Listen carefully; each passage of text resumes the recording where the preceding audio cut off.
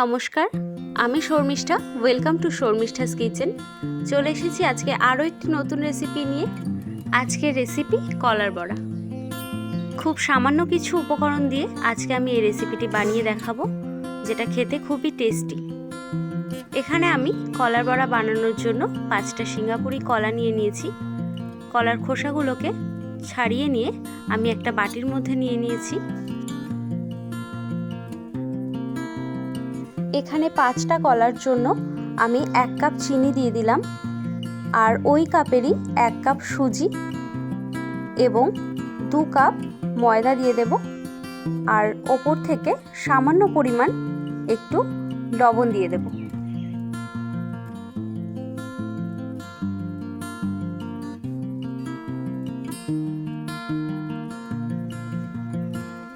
আর এখানে আমি একটা গোটা নারকেল কুড়িয়ে রেখেছিলাম, সেটা পুরোটাই দিয়ে দিলাম।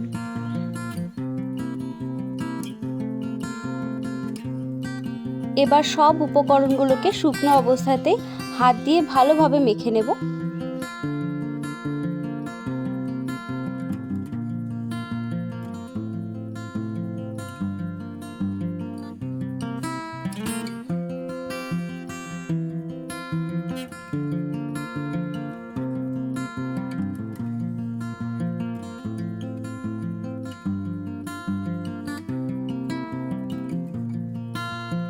এবার এটা শুকনো অবস্থাতেই ভালোভাবে মাখা হয়ে গেলে ওই কাপেরই 1 কাপ পরিমাণ মতন জল দিয়ে এটাকে আবার মেখে নেব।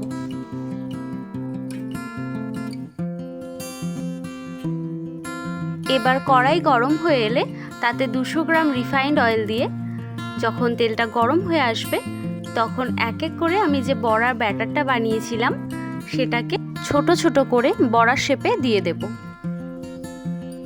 এরপর বেশ খানিকক্ষণ উল্টে পাল্টে ভেজে নেওয়ার পরে যখন লাল লাল হয়ে আসবে, তখন আমি বড়াগুলোকে নামিয়ে নেব। এক্ষেত্রে খেয়াল রাখতে হবে বড়াগুলো দেওয়ার সময় গ্যাসের ফ্লেমটাকে একদম লো করে রাখতে হবে, তা না হলে বড়াগুলো দেওয়ার সময় পুড়ে যেতে পারে।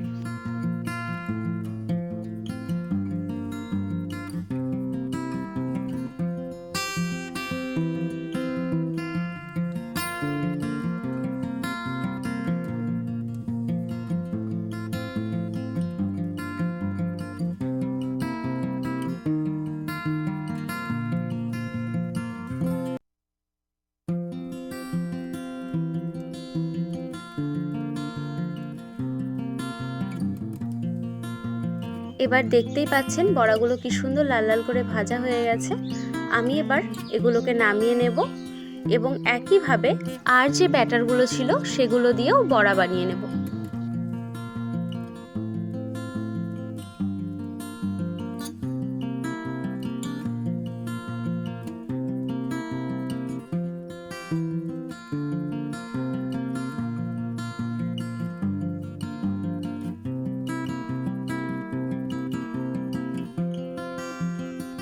দেখতেই পাচ্ছেন এগুলো ভালোভাবে ভাজা হয়ে গেছে।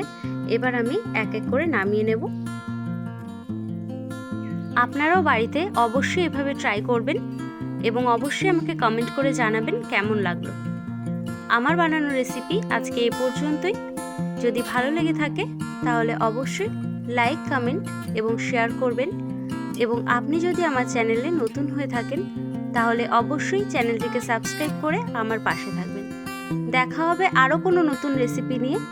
ততক্ষণ পর্যন্ত আপনারা সুস্থ থাকুন, ভালো থাকুন। ধন্যবাদ।